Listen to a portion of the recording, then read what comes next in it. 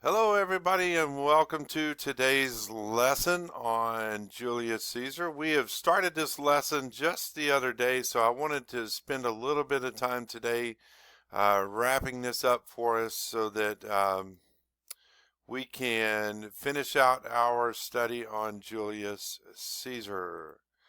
All right, I want to remind you our standard that we are focused on in this lesson is 655. It says, describe the characteristics of Julius Caesar's rule, including leadership in the military, popularity amongst plebeians, role as dictator for life, and his assassination. Our goal is after we are finished, I want you to be able to explain the significance of Julius Caesar. Okay, let me get my slide to advance here. This is a graphic representation. We looked at this in the last lesson, but I want to do a quick review of this. If you look on the screen, it says 1000 BC. That's 1,000 years before Christ.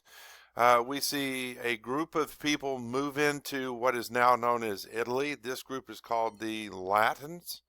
Okay.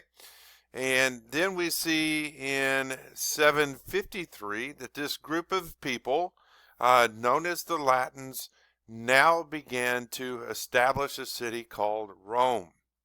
And as we learned in the previous lesson, this population begins to grow, and then eventually in 509 BC, they form a type of government called the Republic. Now, before this type of government was formed, they were ruled by the kings, okay? And the Etruscan group, that was the ones where the kings came out of, were the Etruscans, which were the northern part of Italy. These were not very nice kings. The people did not like them. They were ruled by the Etruscan kings for a very long time, but those kings were not nice people. So in 509 BC, we see that they overthrow their king and they form their own type of government. And in this government, what's so unique about it is it's the first representative government in world history. What that means is there's no king or queen in charge. Instead, it's the people come together and they make up the rules or the laws for themselves. Now, what's unique about this is we have rich people and we have poor to middle class people. All have representatives that come together and they form the government and come up with the laws that they need for the city of Rome. They develop what's called the 12 tables. This is a group of laws that everyone agreed that they would follow. From the poor to the extremely wealthy, they all agreed they would follow these rules. Okay? Rome begins to grow and expand, and they begin to take over the rest of Italy.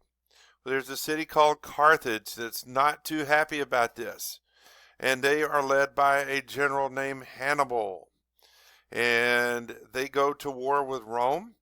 This war lasts from 264 to 146 BC. This war is called the Punic War. And what we see is that Rome does destroy Carthage and Hannibal, and Rome begins to take over the rest of Italy. Okay, in 133 BC, it says Rome controls the Mediterranean coast of Spain, France, Greece, Turkey, and northern Africa.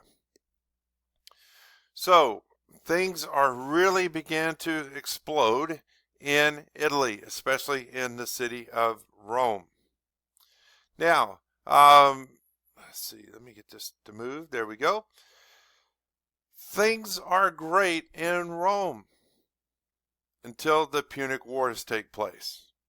These wars, like war, unfortunately destroy a lot of land. And unfortunately for the farmers, it destroys their land. Even though Rome won, there's a lot of damage. So the farmers are very poor now. They can't afford the land that they were on. People, instead of buying grain from the local farmers, they're going to other parts of Italy and getting the grain for cheaper. So we see that many of the farmers have to sell their land. Okay? The wealthy are now using their money and they're buying all this land. The poor are not very happy about this, and there's some fighting amongst the two groups. So this peace that they had, where poor all the way up to extremely wealthy were working together, has now fallen apart, and there's war taking place. Okay? Well, if you fought in the Punic Wars as a soldier and you've returned home, some of the soldiers in the Punic Wars died. Others came home and they don't have jobs now. There's nowhere for them to live. The farmers have sold their farms. They've moved into the cities. And we start to see that there's more and more people living in Rome than there are jobs available. Okay? Also, during this time, there is a slave revolt led by Spartacus, and there are more slaves there than there are the common people. This takes place for 2 years. So, in other words, Rome is in an absolute mess. It's during this time that it's kind of like in the movies where you see everything is going wrong and there's a cry for help. We need someone to help us. We need someone to come and straighten this mess out. Well, that person happened to be Julius Caesar. So in 60 BC, he's a well-known military leader. He comes to power along with Crassus and Pompey. They rule Rome for 10 years, for the next 10 years. These men dominate Rome. Okay? During his lifetime, Caesar becomes the consul, the tribune of the people, high commander of the army, and high priest. He does all this in his lifetime. He suggests new laws while he's in control, and the Senate agrees with him. Okay? So he's very, very popular. He improves the way things are governed. And then it says when he spoke, people came to hear him speak. They liked his ideas. Caesar is also a great military leader, as you can see here on the screen, and we talked about this. He takes his soldiers and they go off to war. They go over the Alps into Germany, France, and what is now known as England, and they dominate and conquer these lands for Italy. The Italian people are excited about this new leader, this new military guy. Everyone is excited for Caesar except for a group of people, the senators. Okay? The word on the street is that Caesar is returning to Rome and he is bringing with him his soldiers. Now, we talked about the 12 tablets. In those tablets, it says that a general can come to Rome, but he cannot bring his soldiers with him. Caesar says, "Stop me. See what you can do." And he comes into Rome and he takes over. Crime is everywhere. Taxes are outrageous. People are hungry. They're in the streets. They have no place to live. They're starving. They can't get a job. There's nowhere to work. There are more slaves working than there are the Roman people. Unemployment is a bad, bad problem. The people were angry with the government. They needed someone to come in and solve the problems. And so Caesar becomes a politician, and he promises the people, if you put me in charge, I will fix these problems. Now remember, I told you, when Caesar spoke, people would come hear him speak. And Caesar knew he was extremely popular. And so he told the people, if you elect me, and put me in place, I will change things for the better. Okay? And so the plebeians, the poor people, they're excited about this. Okay? Caesar, as it says, he brings his army in, he takes over. Um, let's see. The law says you can't bring your army. He does. There's nobody that can stop him. Caesar makes changes once he takes control. He drains the swampy land, makes it livable. He increases voting rights for the people. He changes the tax laws. He gives many of the Romans new homes in the province. So remember, if you were homeless and now you got a home, oh wow, that's great. He granted citizenship to many people, changed the calendar, and let more people become senators. Now, Caesar is extremely popular, and many of the senators are concerned about Caesar. They're scared of him. All right, they think that he has become too powerful. One of his own friends, Pompey, that ruled with him previously, now feels that Caesar has gotten too powerful, and so he leads a force against Caesar to overthrow him. He is not successful. Pompey has to escape, and he goes to Egypt, and it's while he is there, when he escapes, that he is assassinated. Caesar goes after Pompey, meets the queen of Egypt, Cleopatra. They fall in love.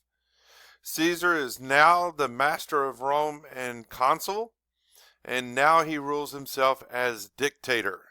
And dictator usually, as it says on the screen, dictators usually would only serve for a little while. Caesar says, forget that.